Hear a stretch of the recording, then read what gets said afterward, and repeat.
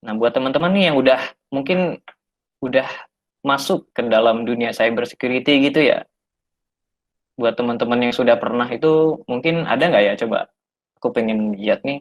Ada, coba di ini, di respon di kolom chat. Oke, ada yang sudah belajar. Berarti yang udah belajar pengen mendalami gitu ya. Oke, ada yang kuliah di jurusan cyber. Mantap. Keren, keren, keren, keren, keren. Sudah pernah, Kak. Maaf, Oh, sudah pernah. sudah pernah, tapi pengen tahu kayak gimana yang dimaksud dengan materi tersebut ini. Apakah sesuai dengan saya pelajari apa tidak? Saya kan belajar secara otodidak dan Oke. di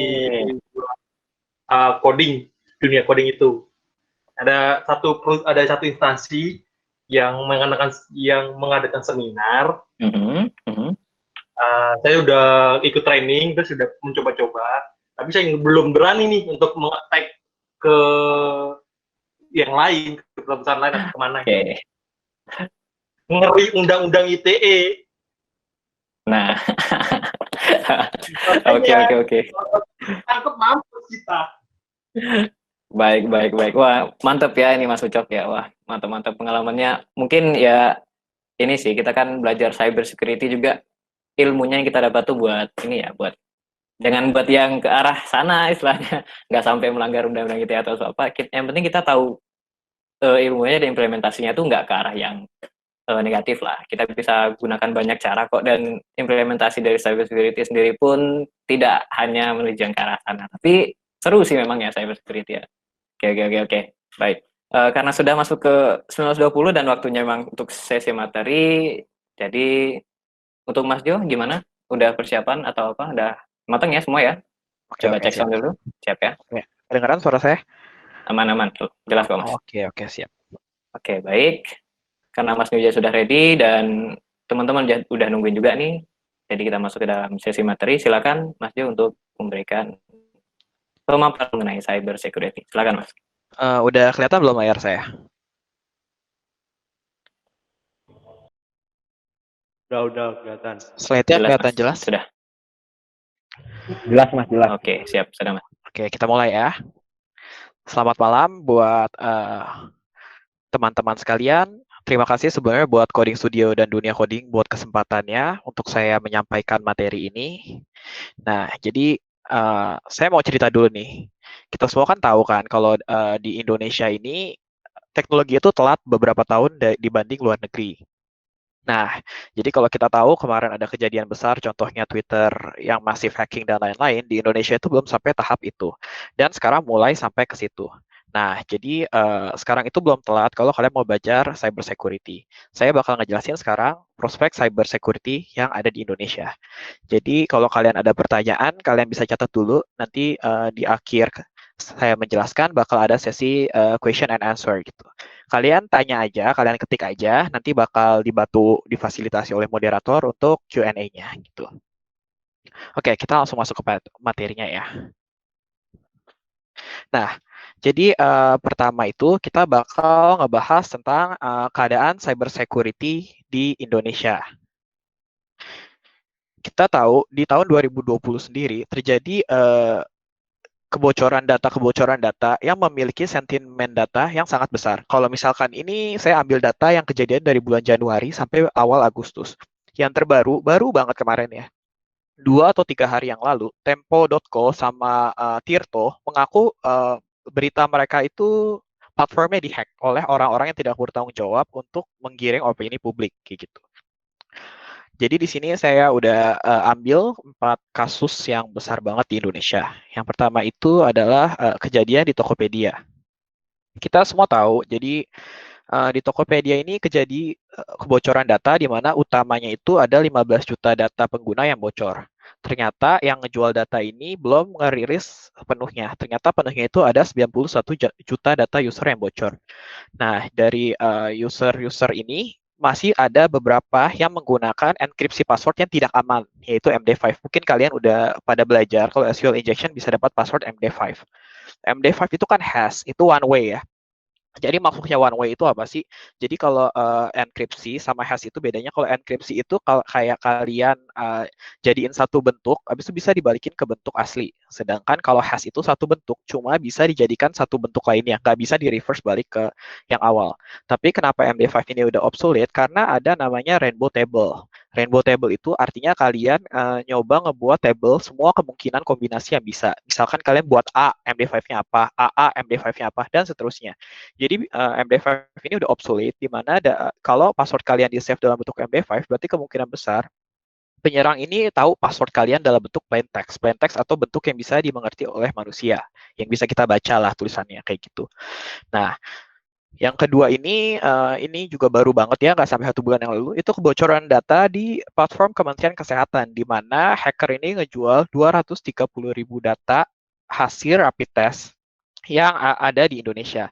Di mana kita tahu kalau data rapid test itu memiliki tingkat sensitivitas yang sangat tinggi. Jadi kalau misalkan datanya ini disalahgunakan, bisa ada sanksi-sanksi sosial yang terjadi terhadap pemilik-pemilik data yang bocor tersebut. Jadi ini bakal panjang banget ya efeknya.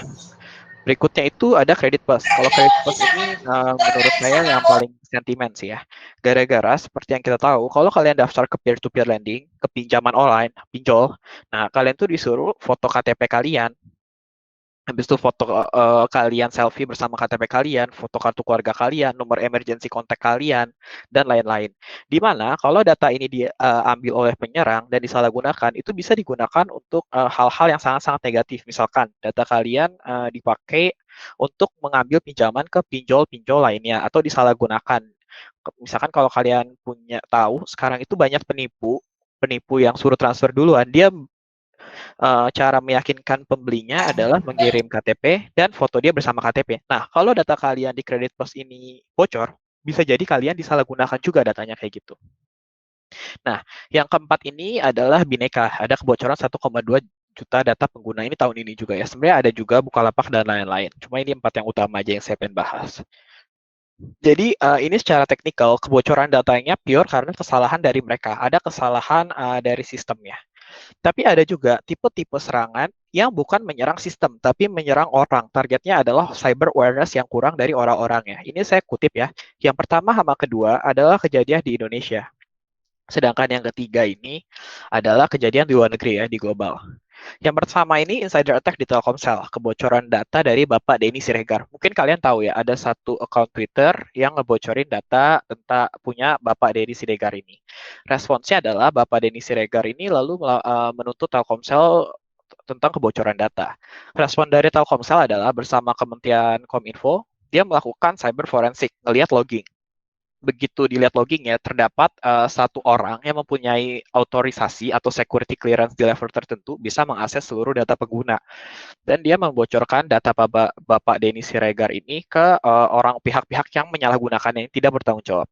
Nah, kita bisa ngelihat, kalau tipe serangan kayak gini, tipe serangan yang menuju ke orang, ke endpoint, itu nggak bisa dihentikan dengan firewall, dengan antivirus, dan lain-lain. Bisanya adalah dengan cyber awareness. Sebenarnya perusahaan sebesar Telkomsel itu bisa melakukan implementasi ISO 27001 tahun 2013 tentang ISMS atau Information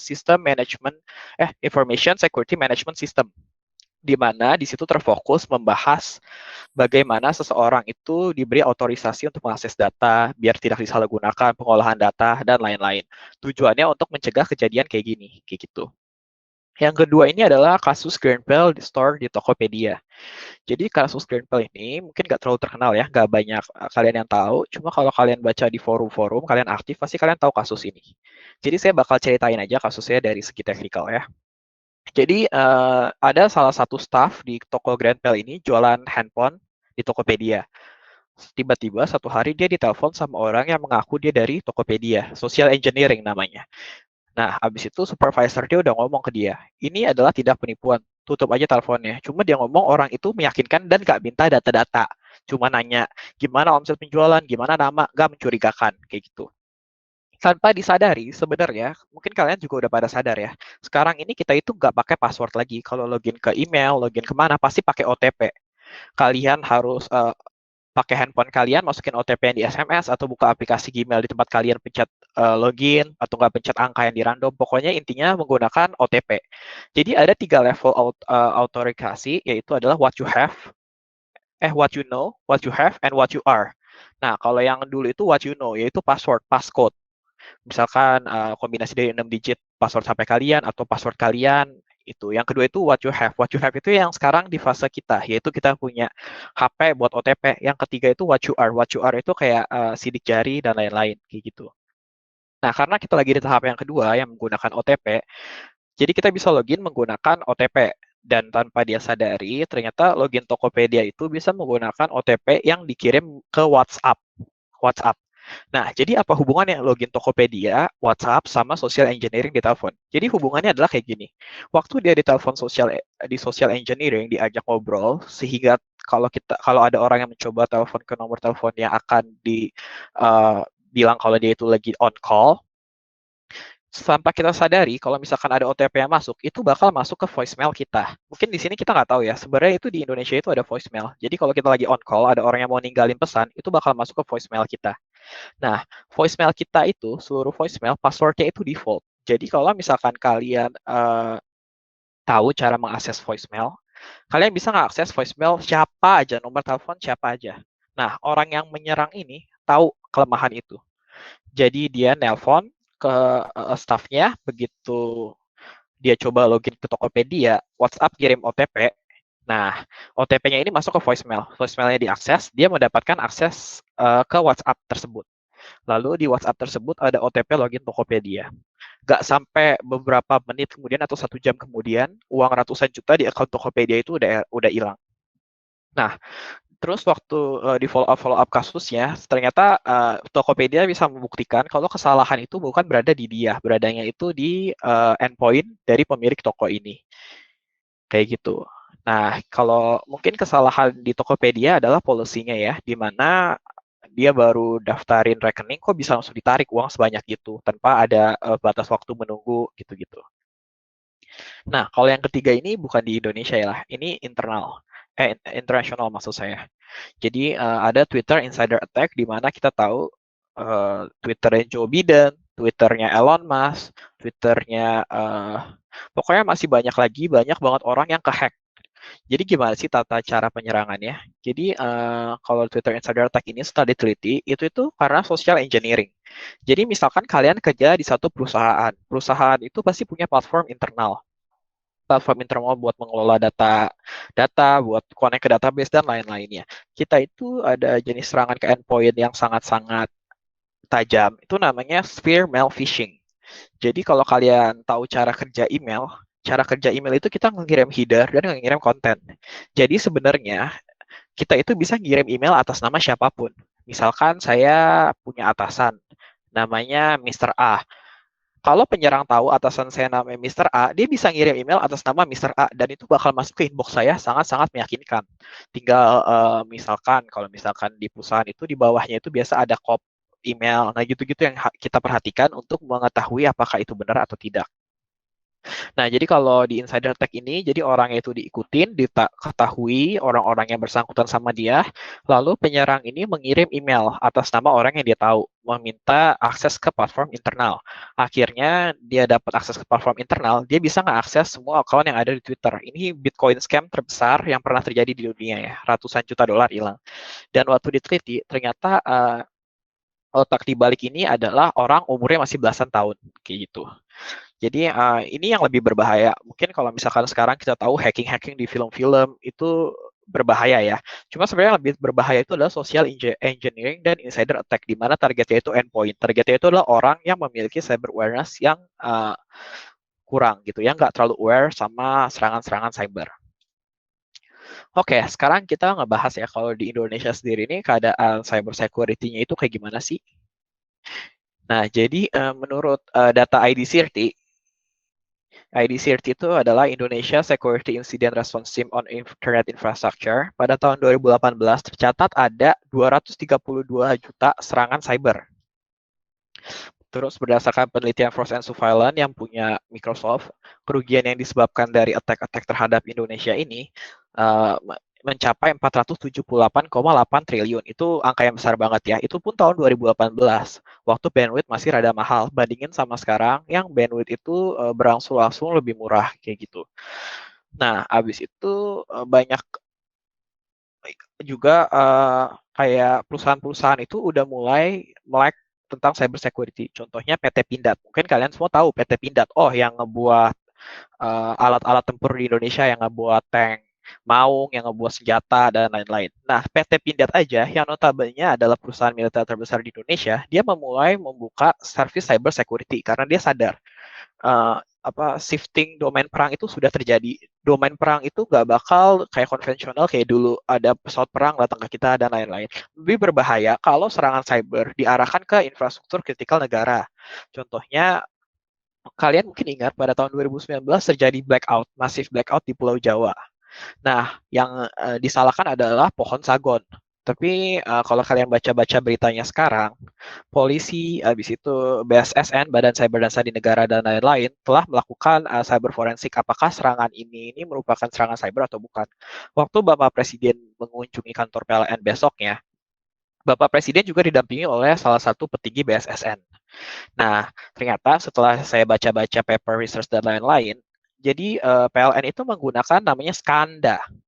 Skanda ini adalah salah satu software yang menghubungkan alat-alat besar, misalkan gardu-gardu, ke komputer. Jadi kita bisa ngelihat di komputer, kita bisa operasikan. Ternyata ada security flow, ada kelemahan di situ yang menyebabkan orang itu bisa mengambil alih. Jadi 3 bulan sebelum kejadian di Indonesia, Italia itu udah mendapatkan informasi bahwa akan terjadi serangan besar-besaran terhadap Skanda ini, terhadap kelistrikan di dunia ya. Nah, dia menjemput bola, datang ke universitas-universitas besar, ngambil orang-orang yang pinter cyber untuk mencegah itu terjadi. Jadi waktu down electricity di Jawa itu bukan cuma di Indonesia ya, di bulan yang sama itu banyak sekali negara-negara yang menggunakan software yang sama, Skanda. Itu electricity-nya juga down kayak gitu. Jadi cyber warfare itu lebih berbahaya daripada perang-perang konvensional kayak gitu. Oke, sekarang kita bakal ngebahas dorongan peraturan dari pemerintah. Mungkin tadi ada yang udah bahas ya, UU ITE ya. Cuma UU ITE itu udah lama, sekarang ada beberapa peraturan yang baru ya. Yang pertama itu PP nomor 71 tahun 2019. Jadi ini tentang penyelenggaraan sistem dan transaksi elektronik. Jadi kalau misalkan kalian ngebuat platform buat kalian jualan online dan nyimpen data, ada tata cara kalian harus nyimpen data dan lain-lain. Contohnya di pasal 20 dan 21 itu dibahas tentang peletakan data center, di mana data itu akan diklasifikasi menjadi beberapa level, di mana level pertama adalah data intelijen, dan data kependudukan, dan data medical record. Data kesehatan kalian itu harus di-store di Indonesia. Kenapa kayak gitu? Karena jika terjadi kebocoran data atau terjadi penyalahgunaan data dan lain-lain, dan data itu di-store misalkan di data center Singapura atau di Dubai, maka polisi kita itu nggak punya kewenangan atau payung hukum untuk melakukan cyber forensik. Nah, makanya di PP nomor 71 ini disebutkan bahwa data-data kalian ini yang merupakan data sensitif itu harus disimpan di Indonesia. Jadi misalkan OVO kalian atau GoPay kalian udah upgrade ke Premier atau ke Premium, kan kalian kan disuruh foto KTP. Nah, berarti foto KTP kalian tuh pasti ada di Indonesia sekarang, nggak mungkin di luar. Yang kedua adalah RUU Perlindungan Data Pribadi. Mungkin ini sensitif banget ya, kita udah sering lihat banget ini dibahas, dan ini udah masuk prioritas DPR juga untuk mengesahkan. Di pasal 42 itu, ada satu pasal di mana menekankan bahwa setiap pemilik platform online harus melakukan security logging 24 jam non-stop selama 7 hari. Jadi pokoknya harus dilakukan monitoring terus. Jika terjadi kebocoran data, misalkan kayak Tokopedia kemarin, dan dalam 72 jam gagal memberikan pertanggungjawaban kepada instansi terkait dan kepada pemilik data dan kepada masyarakat, maka dia bisa didenda sampai dengan 100 miliar rupiah. Jadi ini mungkin yang ngebuat perusahaan-perusahaan mulai lebih aware ya untuk keamanan platform yang mereka gunakan. Kalau kita lihat kayak kemarin Tokopedia bocor, itu ada 91 juta data user seluruh Indonesia. Artinya itu 30-40% orang di Indonesia itu ada account Tokopedia. Tapi orang itu benar-benar nggak aware, nggak ada yang nuntut, nggak ada yang mau minta informasi lebih jauh gimana perkembangannya dan lain-lain. Padahal ini berhubungan juga waktu Bapak Denny Siregar datanya bocor itu sempat dikira dari data Tokopedia karena benar nomor telepon sama namanya itu klop di data Tokopedia-nya kayak gitu. Ada juga RUU Keamanan dan Pertahanan Cyber. Kalau ini lebih ke gimana respons pemerintah terhadap ancaman-ancaman cyber yang datang ke Indonesia. Nah, yang keempat ini adalah ISO 27001 tahun 2013 tentang ISMS Information Security Management System. Ini ngebahas tentang otorisasi, gimana cara mencegah terjadinya penyalahgunaan data dan lain-lain yang harusnya diaplikasikan di perusahaan-perusahaan besar untuk mencegah kejadian-kejadian insider attack kayak yang tadi saya bahas. Nah, jadi sekarang kita bakal ngebahas hambatan. Apa sih hambatan kita di Indonesia buat ngedapatin resource cyber yang cukup buat menjadi negara yang cyber secure kayak gitu. Yang pertama adalah kekurangan resource. Udah jelas banget, Indonesia itu sekarang kekurangan tenaga cyber security. Data Kominfo tahun 2018 menyebutkan bahwa seluruh dunia akan membutuhkan 100 juta ahli cyber. Sedangkan Indonesia yang notabene adalah salah satu pengguna internet terbesar di dunia, harusnya itu punya porsi yang besar di 100 juta itu. Sedangkan menurut Kominfo pada tahun 2018 hanya ada 1.000 ahli cyber yang tersebar di semua bidang dari perbankan, pemerintahan, pendidikan, dan lain-lain. Itu cuma ada 1.000 pada tahun 2018. Nah, sesuai hukum supply demand, di mana kita kekurangan bakat cyber, berarti service cyber itu harganya tinggi banget. Nah, ini jadi kenapa orang-orang itu nggak terlalu aware sama cyber, karena kalau misalkan kalian baru mulai bisnis, terus kalian nyewa orang cyber, itu bakal mahal banget, dan lebih bijak kalau kalian menggunakan uang itu untuk mengembangkan produk kalian, kayak gitu. Habis itu, yang ketiga ini adalah keterbatasan pendidikan.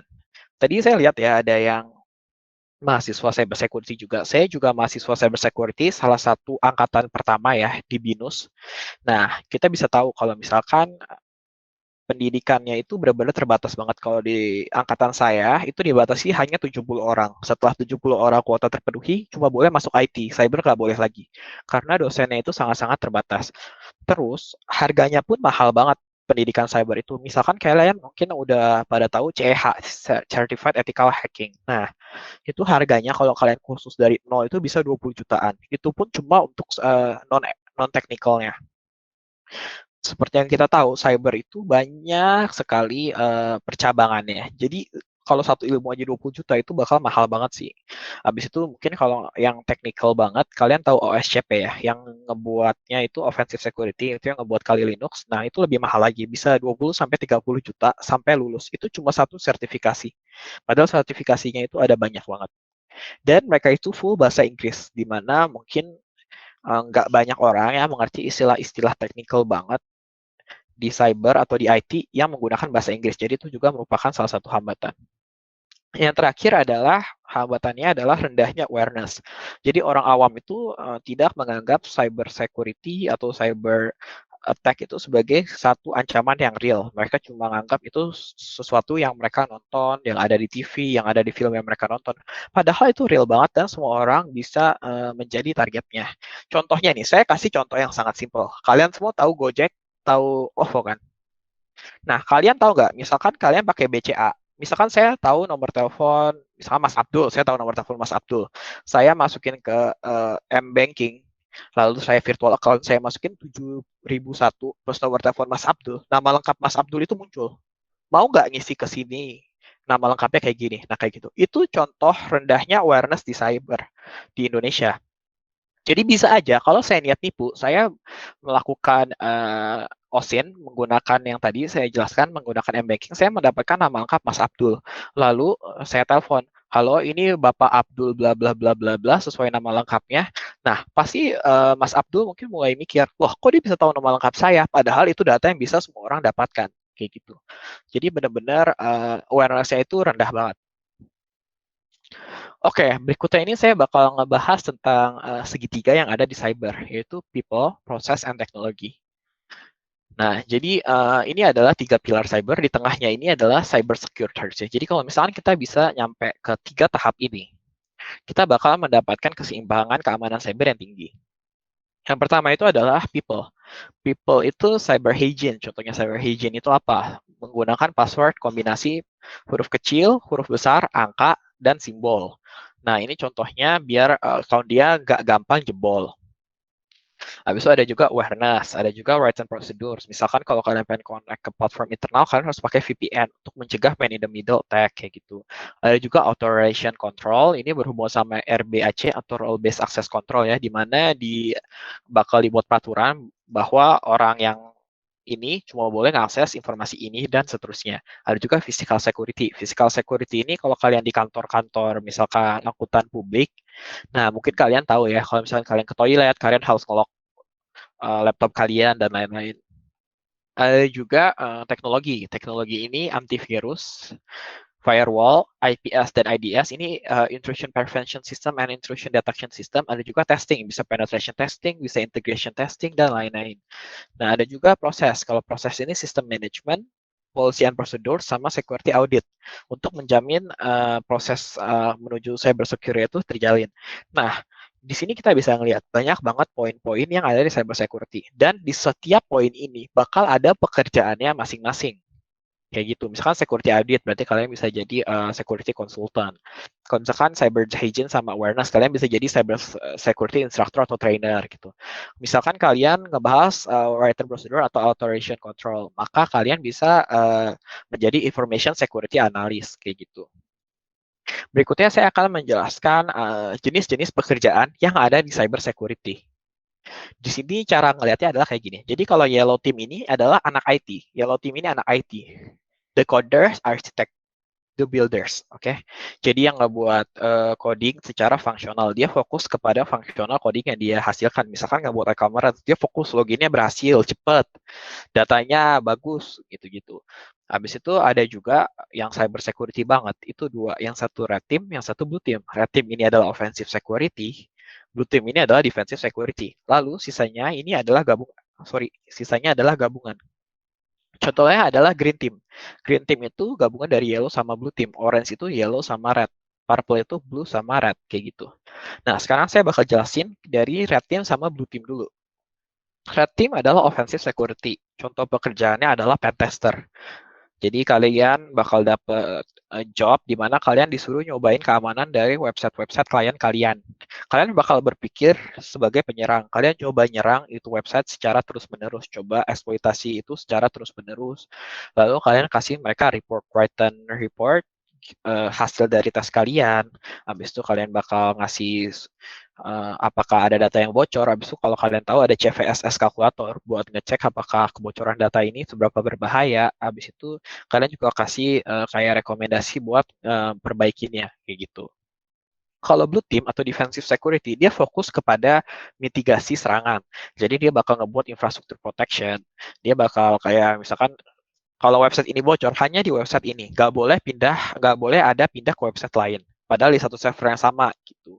Bisa juga damage control di mana dia ngebahas tentang database ya. Jadi kalau misalkan satu user bocor, dia nggak boleh ngakses database user lainnya kayak gitu. Itu di damage control. Ada juga incident response, ada operational security dan digital forensic. Jadi kalau incident response ini kalau ada kejadian cyber security, ada serangan cyber security, blue team yang pertama mencoba menahan atau memperbaiki celah yang menyebabkan penyerang itu bisa masuk kayak gitu. Sekarang kita bakal bahas dari yang green team dulu. Green team ini hubungan dari yellow team sama blue team.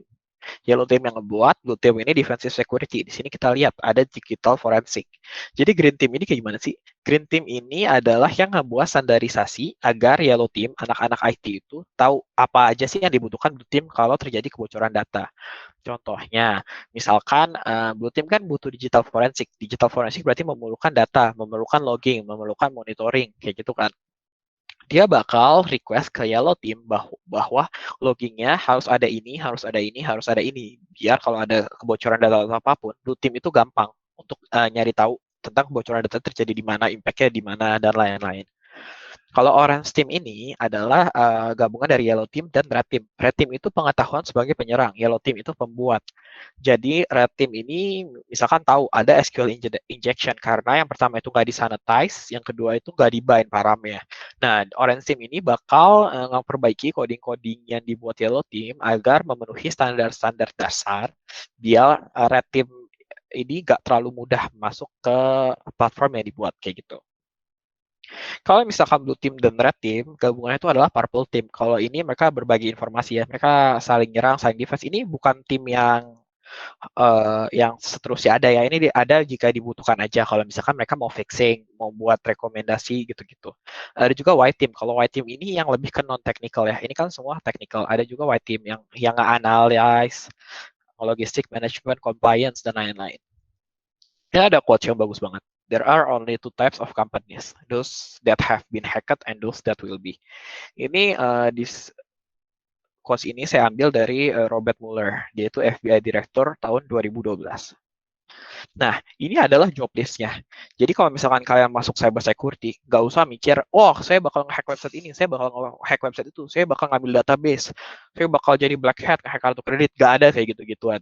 Job list-nya itu luas banget, dan ini dibutuhkan semuanya. Ada penetration tester, misal kalian tahu penetration tester itu yang tadi offensive security, nyobain kelemahan yang ada di website lawan kalian. Ada security consultant, ada system security analyst, ada data security analyst, ada information security analyst, forensic analyst, ada security architect, ada IT security engineer. Ini red team yang memiliki dasar cyber security ya. Jadi dia codingnya itu bakal secure programming kayak gitu. Ada juga disaster recovery specialist. Ini berhubungan sama white team ya. Jadi misalkan ada kebocoran data di Tokopedia yang kayak udah terjadi, biasa mereka yang ngambil alih untuk pertanggungjawaban ke pemerintah, untuk membuat payung hukum dan lain-lain. Ada juga cyber security incident response team. Ada ITGRC. ITGRC ini juga salah satu cyber security ya, berhubungan ketat sama ISO 27001. Ini udah banyak banget perusahaan yang udah ada ini. Nyaris semua perusahaan udah ada ini sih sekarang ITGRC. Ada security policy analyst, saya security policy analyst. Ini yang bawa ini kebanyakan non technical, cyber law auditor. Jadi menentukan apakah pengolahan datanya sesuai dengan undang-undang yang ada di Indonesia. Ada cyber risk analyst. Ini memperhitungkan tentang kemungkinan terjadi kebocoran data, apa yang bakal bocor, seberapa kerugian. Ada security. Ini yang bawa ini awareness ya, cyber security instructor dan cyber security training specialist. Jadi ini untuk yang nge-training anak-anak baru masuk biar memiliki cyber awareness yang cukup rendah kayak gitu. Ini masih banyak banget job-job lainnya. Contohnya ada network engineer, ada network security, habis itu ada juga cloud security, ada IoT security. Cuma itu mungkin belum masuk ke Indonesia karena emang kita belum sampai ke tahap sana kayak gitu. Oke, udah itu aja presentasi dari saya. Terima kasih semuanya. Oke, cek. Oke, baik sekali dari Mas Jeremy. Saya salut banget ini tadi dengar penjelasan PPT-nya. Mantep banget dan isinya tuh wow, cyber security. Wah, ternyata seperti ini. Sebenarnya Pak, saya pengen banget di cyber security itu seperti apa dan saya juga pemula di situ ya dan saya mendengar pemaparan materinya wow banget dan saya oh ternyata seperti ini ya cyber security. Wah, nah itu untuk tadi teman-teman yang memang memikirkan bahwa cyber security itu jatuhnya ke arah negatif, ternyata tidak. Ternyata ada banyak banyak banget malahan percabangan ataupun ujung dari cyber security itu nggak cuman ke arah sana, bahkan kita bisa pakai untuk uh, menanggulangi apabila memang ada yang terkena cyber security dari ke arah negatif seperti itu ya. Oke, sebenarnya ini masih ada waktu penjelasan sih. Nanti tadi di kolom komentar juga ada yang menanyain, Kak itu sertifikat CEH itu mahal banget, gimana caranya dapetinnya? Misalkan nggak ambil sertifikat tapi dapetin materinya aja, ataupun ada teman-teman nih yang minta PowerPoint-nya dari presentasinya Mas Jeremy tadi gimana gitu. Dan itulah. Gimana nih teman-teman? Tadi pemateri kita. Menurut saya sih wow banget sih tadi, keren banget asli. Dari teman-teman bilang itu di BINUS tuh ada tuh. Sorry. Iya, iya, apa-apa. Oke, tadi Mas Jo sudah menjelaskan sangat detail dan sangat-sangat lengkap sekali. Sekarang kita masuk ke sesi tanya jawab. Oke, buat teman-teman yang mau bertanya, bisa langsung open mic ataupun bertanya langsung di kolom komentar. Oke, monggo buat peserta silakan.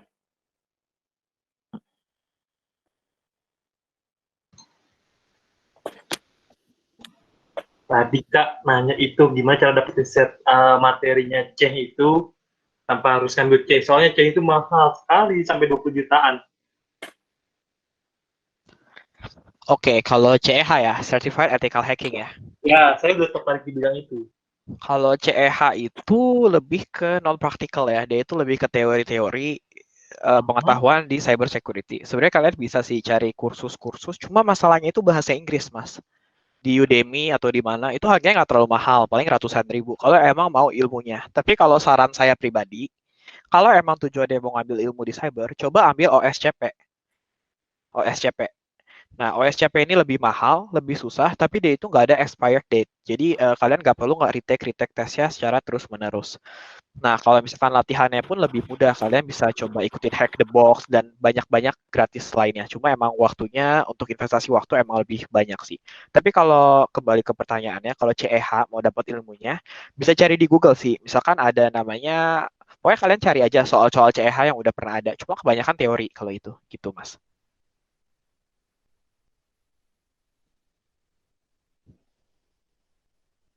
Oke, gimana Mas Cok? Sudah mengerti bagaimana? Mengerti. Terima kasih atas penjelasannya. Tapi yang kuharapkan ini adalah bukan cuma materi saja, melainkan bukan materi secara textbook, melainkan how to prakteknya gimana. Kalau CEH itu Saya lebih ke arah teori, Mas. Kalau CEH itu ada yang praktikal, ada yang non praktikal. Cuma emang yang lebih terkenal yang non praktikalnya sih. Oh gitu. Saya kira yang praktikal itu C itu mengarahnya. Kalau yang lebih praktikal itu mungkin OSCP sih, Mas. Thank you. Oke, siap. Oke, itu ya. Nah, terus Mas Jo, di sini ada pertanyaan lagi. CH dan CHFI itu perbedaannya gimana, Kak? Kalau CEH itu yang tadi saya udah jelaskan ya. Ya. Kalau kalau CEH itu lebih sebenarnya ada juga yang apa CEH tapi bukan yang teori, tapi kebanyakan CEH itu yang lebih ke teori kayak gitu. Kalau CHFI itu ini ya forensik ya kalau nggak salah ya. Kalau nggak salah lebih ke forensik sih kalau CHFI. Cuma saya udah lama nggak dengar kata-kata itu sih, itu waktu di pelajaran cyber forensik aja. Kalau yang terkenal emang CEH sama OSCP sih, kayak gitu Mas. Oke, baik. Itu penjelasannya antara CH dan CHFI ya. Terus ada lagi nih Mas, apakah sertifikat CH itu diwajibkan bagi perusahaan-perusahaan sebagai standar? Enggak sih ya. Justru kalau misalkan cyber security itu mungkin ya kalau di pandangan saya ya udah banyak perusahaan-perusahaan yang melek. Kalau misalkan kalian sertifikasi atau pendidikan cyber itu kan mahal. Itu untuk orang yang punya privilege, bukan orang yang punya skill kayak gitu loh. Jadi misalkan ada salah satu perusahaan IT security di Jakarta, teman saya masuk ke sana itu nggak ditanya sama sekali IPK kamu berapa, kamu lulusan mana, tapi langsung dikasih box, habis itu kalian disuruh coba nge-hack situ. Jadi benar-benar didasarkan kemampuan kalian sih kayak gitu. Jadi sebenarnya nggak perlu sertifikasi kecuali kalau kalian kerja di perusahaan-perusahaan yang udah lama, misalkan di bank, habis itu di perusahaan-perusahaan kayak yang udah perusahaan keluarga yang udah lama, nah kayak gitu. Itu sertifikasi bakal ngebantu gaji kalian kayak gitu.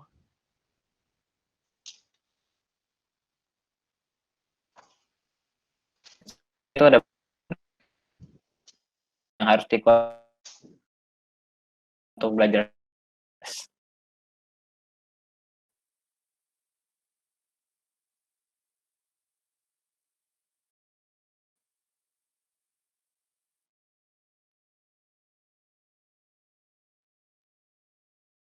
Internetnya mati kayaknya ya Mas Abdul ya.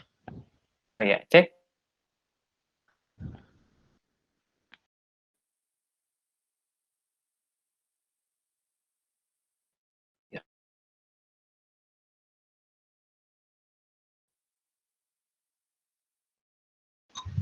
Kayaknya Mas Abdul nge-lag ya.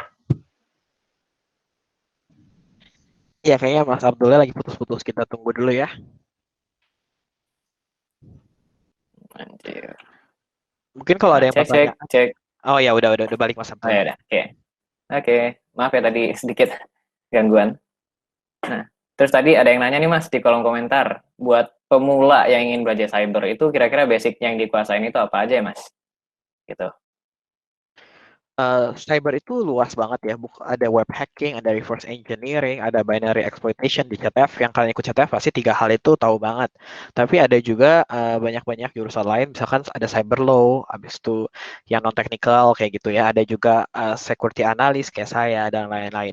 Kalian itu harus menentukan dulu kalian itu sukanya yang mana kayak gitu. Dan yang emang dibutuhkan sama industri itu yang mana kayak gitu.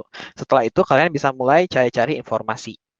Jadi nggak melulu cyber itu technical dan harus bisa coding dan harus bisa apa. Tapi emang kalau misalkan kalian mau ke arah technical kayak saya, emang diharuskan bisa pemrograman kayak gitu.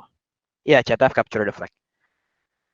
Oke, gitu ya untuk yang teman-teman yang masih pemula di cyber mungkin bisa ikutin saran Masnya tadi.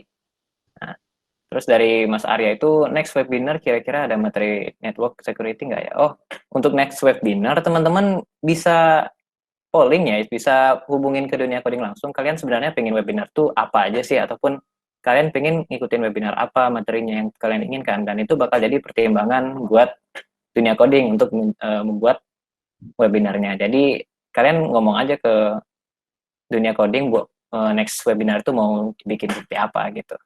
Itu ya. Terus selanjutnya untuk ini ada bertanya Kak tentang skill apa yang harus kita miliki di cyber security gitu. Mungkin umum aja lah ya. Gimana Kak? Iya, kalau di cyber security ya, kalau emang kalian mau ke arah teknikalnya, ya kalian harus bisa itu sih. Kalian harus bisa coding, bahasa programan yang sering kepake. Kalau saya lebih ke arah web. Kalian harus bisa PHP, PHP native, ngerti setiap cara kerjanya.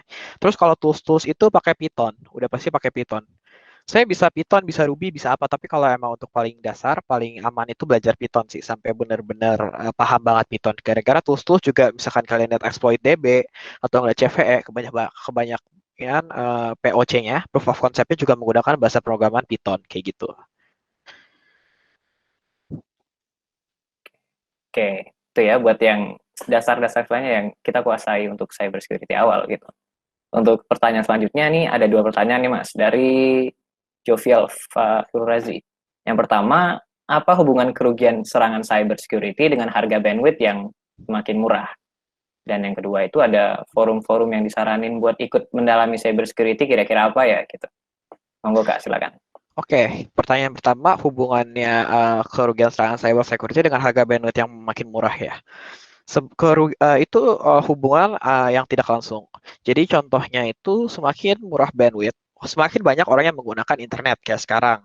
Kita bisa lihat misalkan Mas Gojek atau Mas Grab semua pakai internet karena internet itu jadi lebih terjangkau, lebih bisa dipakai sama semua kalangan. Karena jumlah penggunanya naik sehingga serangan cybernya juga naik kayak gitu Mas. Jadi misalkan dulu cuma ada targetnya cuma 100 juta, tapi sekarang karena internet itu bisa dicapai sama nyaris seluruh orang di Indonesia, jadi targetnya itu bisa berlipat-lipat ganda. Jadi serangannya pun juga meningkat kayak gitu.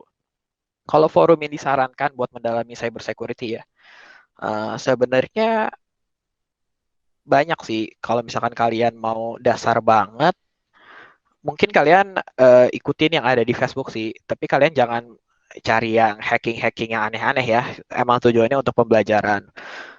Saya nggak bisa nyaranin nama sih ya, karena kalau saya sih ikutin yang internasional, contohnya Cyber Security Hub, ada di Reddit juga, dan lain-lain, kayak gitu Mas.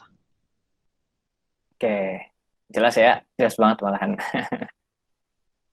Nah, tadi untuk Mas Dava yang pertanyaannya apakah programming dan networking harus dikuasai untuk cyber itu udah tadi ya.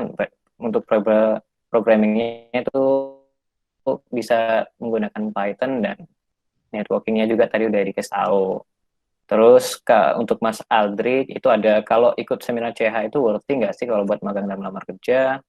Itu gimana Mas kira-kira? Kalau sertifikasi CH itu worthy nggak buat magang atau melamar kerja? Nah, itu yang tadi saya bilang sih, kalau misalkan di perusahaan-perusahaan konvensional mungkin masih bisa membantu ya. Tapi kalau di perusahaan-perusahaan yang udah modern, yang digital, gitu lebih fokus ke skill kalian gitu loh. Karena CH kita tahu mahal kan, nggak semua orang punya privilege untuk mendapatkan itu, kayak gitu. Jadi emang menurut saya sih kalau sekarang lebih fokus ke skill kalian sih. Cuma itu emang bakal jadi nilai tambah, tapi bukan nilai utama, kayak gitu, Mas. Nah, oke. Terus ini Mas, kalau misal cyber security itu penting nggak sih kalau misalkan kita aplikasiin di sistem IoT? penting banget sih ya kalau misalkan kalian tahu di Indonesia kan CTF itu kan masih gitu-gitu aja kan.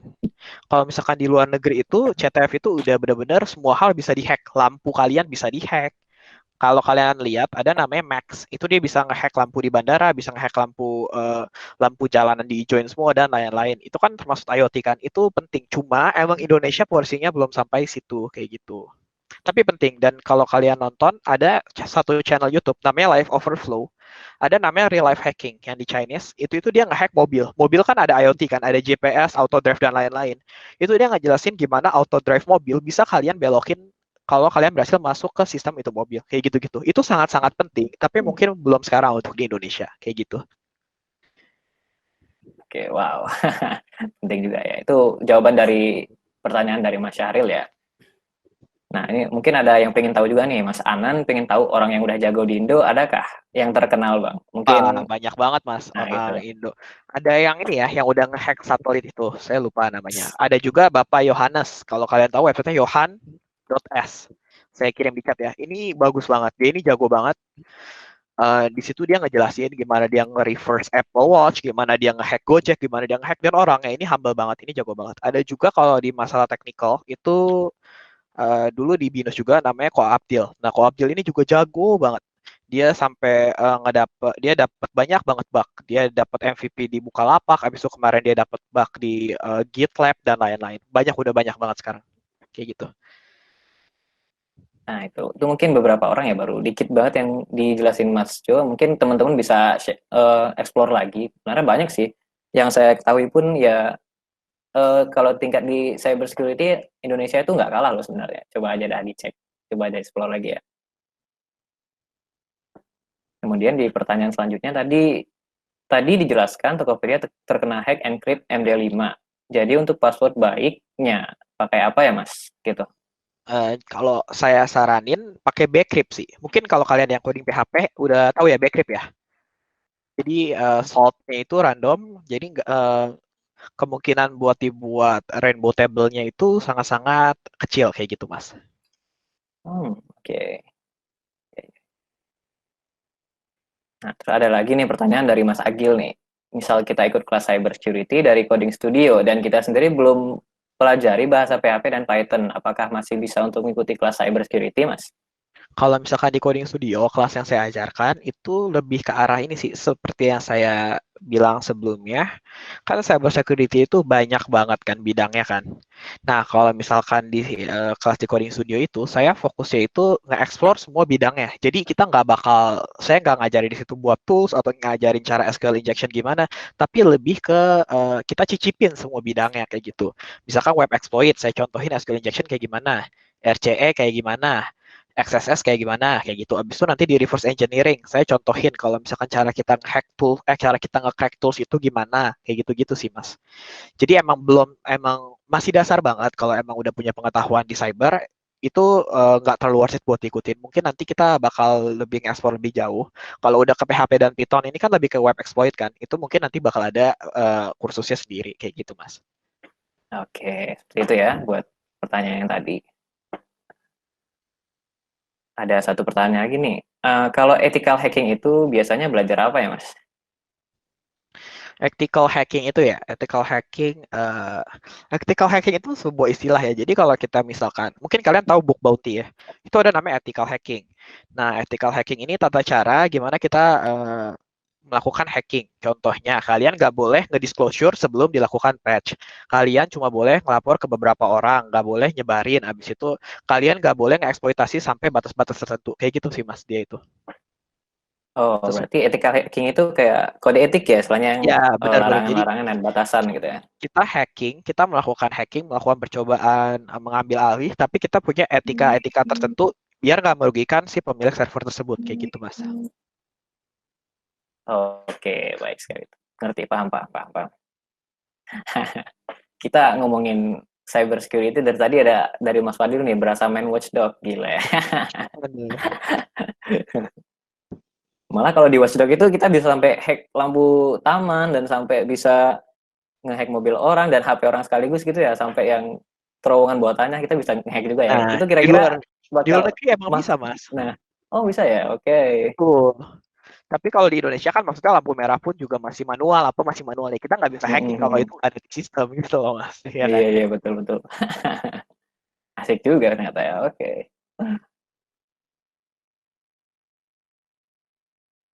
Nah, itu ada pertanyaan lagi nih, Mas. Untuk hack itu masuknya sisi mana, back end atau front end yang bisa dimasukin juga, atau dari web servernya kita bisa masuk juga? Itu gimana, Mas? Eh, bisa di keduanya sih ya. Misalkan kalau di front end, misalkan kalian pakai JavaScript, itu sanitation kalian bisa di bypass. Tapi tetap intinya emang lebih ke back end kayak gitu sih. Tapi di front Hmm, end pun bisa. Misalkan start XSS. XSS itu cross site scripting. Jadi itu bisa nyolong cookies kalian. Tapi tetap emang serangannya akhirnya di back end. Tapi di front end juga memungkinkan kayak gitu, Mas. Di web server oke. juga bisa. Ya, benar. Nah, jadi itu jawabannya ya untuk Mas selancar internet. Oke. Untuk ada pertanyaan lagi nih. Parrot OR recommended nggak sekarang, Mas? Kalau untuk Parrot OS. Kalau saya pribadi, saya cuma menggunakan Kali Linux karena Kali Linux toolsnya udah lengkap. Kalian nggak usah download-download lagi, semua tools hacking udah ada di sana, kayak gitu. Oke. Kali Linux ya, Mas ya?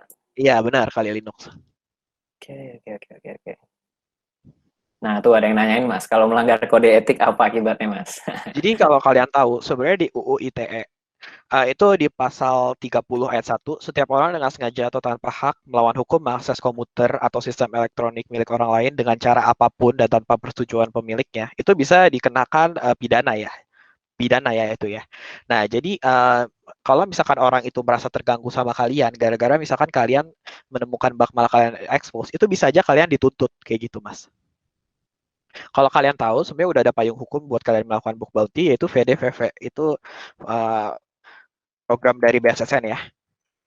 Itu cuma sekarang lagi di hold. Cuma masalah yang tadi saya ngomong itu juga, Mas. Banyak yang menyalahkan etikanya, malah merugikan orang-orang yang memiliki sistem tersebut kayak gitu, Mas. Sekarang lagi di hold juga sih. Oh iya, jadi gitu ya, Mas. Oke. Nah, itu ada yang nanya lagi kalau misalnya ngehack website itu kan bisa masuk ke IP ya. Kalau misalnya masuk ke IP itu lewat apa ya, Kak? Kalau hack untuk website, biasanya para hacker masuk IP melalui apa? Ada banyak cara sih. Jadi di IP itu, di IP itu kan network yang ada di komputer kalian. Itu ada port yang terbuka. Range portnya itu 1 sampai 65535, ya kan? Nah, di situ itu bisa banyak banget tools-toolsnya. Contohnya, waktu kejadian WannaCry, itu penyebarannya itu bisa melalui SMB. SMB itu salah satu file transfer protocol yang dimiliki oleh Windows. Bisa juga SSH kalian port 22 ada anonymous login, atau enggak FTP kalian ada anonymous login. Ya. Bisa banyak mas caranya kayak gitu. Oke. Terus buat biasanya nih, Mas, kalau untuk memang yang hacking lah itu setahu saya sih penggunaan OS-nya itu Linux ya ataupun apa gitu. Dari Masnya sendiri gimana? Sebenarnya OS itu nggak harus Linux sih, karena toolsnya itu rata-rata itu ini ya pakai Python ya, pakai Python. Cuma kalau Linux itu simple banget mas. Misalkan mau install SQL Map, tinggal apt get install SQL Map kayak gitu mas. Jadi lebih simple, nggak kayak Windows yang harus kita download lalu kita install kayak gitu mas. Jadi Hmm. benar-benar lebih simple aja sih. Mungkin Oh iya, iya. ya mas, Oke, oke. di Terus, Linux itu ada semua software-nya sudah tersedia, sedangkan di Windows tidak tersedia, kita harus install dulu. Iya betul betul. Ya, nah, itu betul, betul. gunanya mas. Oke. Oke. Nah, ini untuk teman-teman yang sudah masuk di sini, jangan lupa ya ntar IG-nya tetap di-follow dan di-mention buat yang story yang tadi. Oke. Nah, itu ada yang nanya lagi, Mas. Rank gaji untuk cyber di Indo kira-kira berapa ya, Mas? Secara umum aja lah, Mas. Wah tergantung perusahaannya sih ya. Cuma secara umum mungkin fresh graduate ya, kalau saya fresh graduate mungkin belasan ya, mungkin belasan. Oh, Belasan belasan. juta Oke, mungkin, iya. belasan. Lumayan lah ya. Iya, benar. Nah, kalau kemarin sih sempat dengar kan berita-berita yang ada ngehack sampai itu pun ngehacknya lumayan tinggi sih di badan apa gitu. Tapi yang ngehack itu ternyata anak SMP. Nah, itu Oh, itu ya, ngehack NASA menurut itu Mas ya? gimana? Itu Ya ngehack. betul. Nah, itu adalah subdomain, punya subdomain, punya subdomain, punya subdomain lagi, gitu. Itu bukan server Oh, NASA. Kalau misalkan kita punya satu, misalkan ya, duniacoding.com gitu kan, Mas. sama toko.duniacoding.com. Itu udah pasti beda server ya kan Mas. Gimana lagi kalau Betul. di belakangnya ada lagi baju.toko.duniacoding.com. Nah, itu masih ini banget sih, jauh banget itu. Itu subdomain punya subdomain punya subdomain. Cuma itu juga salah satu yang saya ngomong, etikanya salah ya, dia sebarkan ya. Padahal itu adalah informasi yang sensitif kayak gitu. Iya sih. Berarti itu contoh etika yang salah ya Mas ya. Iya, Jadi benar. itu jadi itulah. Iya, benar. Oke. Nah, dari tadi ini kita ngomongin hacking dan kira-kira misalkan kita perlu tahu nih ciri-cirinya kalau udah kena hack itu gimana Mas? Terakhir nih. Ciri-ciri kita udah kena hack ya. Sebenarnya itu sih Mas, itu masalahnya Mas. Kita itu nggak pernah tahu ciri-ciri kita kena hack itu kayak gimana. Contohnya di Tokopedia Mas. Terjadi kebocoran data 91 juta data pengguna, itu 28 giga. 28 giga. Hmm, Kalau hmm, hmm. internet kita 1 atau 2 Mbps aja, itu lama banget proses data kontrol transfer antara servernya dan server penyerang kan, Mas. Tapi mereka itu nggak benar-benar sadar sampai data itu dijual gitu. Jadi mereka itu nggak benar-benar sadar. Menurut saya sih harus ada ini sih, harus ada benar-benar 24/7 security net monitoring gitu sih, Mas. Oh, oke. Iya, iya, oke. Nah, berarti kira-kira yang perlu kita lakuin untuk ningkatin keamanan di PC deh. Untuk yang lain di PC aja dulu Mas, itu gimana Mas? Kalau di PC Perlunya ya, gimana? kalau emang kalian punya resource yang cukup, nggak ngeganggu CPU kalian, cobalah install antivirus. Habis itu tutup port-port yang nggak berguna. Kalian dengan nge-apply ke firewall kalian, itu udah nutup-nutup port yang nggak berguna sih. Terus, kalau misalkan ada Windows update atau ada Mac version update atau Linux yang ada update, itu coba di-update. Gara-gara biasa itu ada security flow. Contohnya kejadian kemarin, WannaCry yang besar banget, itu cuma terdampak ke Windows-Windows yang emang belum melakukan security patch kayak gitu, Mas. Hmm, hmm, hmm, hmm.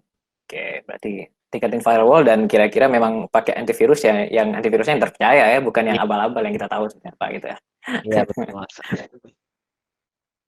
Oke, mungkin untuk sesi sharing kali ini, wah sebenarnya banyak banget ini yang nanya dan saya masih tertarik banget ini cyber security ya. Tapi karena sesinya sudah habis, jadi ya mau nggak mau jadi kita stop dulu untuk sesi sharingnya. Mungkin untuk teman-teman yang mau nanya lagi dan belum sempat bertanya di sini, silakan langsung hubungi dari adminnya Dunia Coding dan Coding Studio juga. Boleh langsung di DM dan nanti buat teman-teman yang di grup juga bisa nanya langsung di grup ntar. Dari admin Dunia Coding bakal forward ke Coding Studio nanti. Nah, nanti jawabannya bakal langsung dari Mas Joko. Jangan khawatir, oke? Nah, karena udah selesai untuk sesi tanya jawab. Aduh, sayang banget sih. Saya beneran ingin tanya lagi nih buat cyber security. Menarik banget soalnya teman-teman juga di sini pada antusias banget. Wah, saya apresiasi nih buat teman-teman nih. Kalau bisa dengar tepuk tangan, saya tepuk tangan paling keras ini mah. Oke, tuh. Nah, ini karena sudah di penghujung acara, jadi terima kasih banyak. Terima kasih banyak lagi buat teman-teman yang sudah meluangkan waktunya dan sudah mau ikut webinar kali ini dan apalagi yang partisipasinya yang wow banget dan antusiasnya keren banget, keren habis pokoknya. Saya salut dah buat teman-teman semua. Dan tidak lupa juga terima kasih banyak lagi buat Mas Jo yang kece banget dan asli keren banget dah. Saya sendiri yang nggak tahu apa-apa tentang cyber nih, wow lumayan paham lah dan tahu lah apa itu cyber dan arahnya kemana. Pokoknya mantep dah Mas Jo. Siap. Ya, Oke, ya, terima salut. kasih, Oke, Mas. terima kasih Terima buat kasih. ilmunya. Makasih buat materinya. Wih, komentarnya rame. Nah, oke. Dan sekali lagi terima kasih banyak untuk semuanya.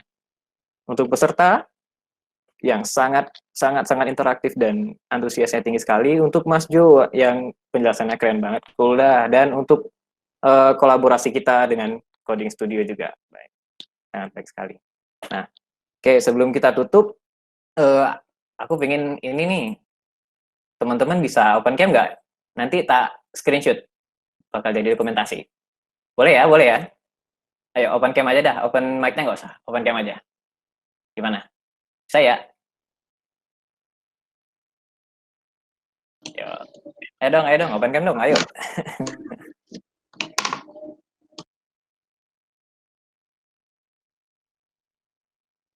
Ayo, biar kita screenshot. Kalau biasanya kan kalau seminar biasa kan kita fotonya langsung di ruangan ya, dan itu bareng-bareng. Dan di sini karena emang from home, jadi ya kita open cam aja dan bakal tak screenshot dan jadi ini kita.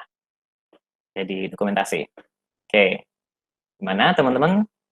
Tak tungguin 2 menit nih. Sekarang 20.25, tak tunggu sampai 1 menit deh. Kelamaan ya kayaknya ya. 20.27 yuk, open cam semua yuk. Oke. Gimana? Udah semua open cam? Kalau mau bergaya silakan, nggak apa-apa, pose apa segala macam nggak apa-apa kok. Oke. Mana? Sudah? Ayo, yang mau open cam. Tak tungguin 10 detik lagi nih. Oke. Oke, siap. Udah ya. Nah, tak hitung mundur 5 dari 5 nih untuk mulai. Oke, 5, 4, 3, 2, 1. Cheers. Oke, baik. Terima kasih buat teman-teman semua. Terima kasih atas antusiasnya dan terima kasih juga untuk pihak-pihak yang sudah membantu kita dalam webinar kali ini. Saya Abdullah Azam undur diri. Kalau ada kesalahan dan baik kata maupun perbuatan saya mohon maaf. Bila topik wadaya. Assalamualaikum warahmatullahi wabarakatuh. Selamat malam semuanya.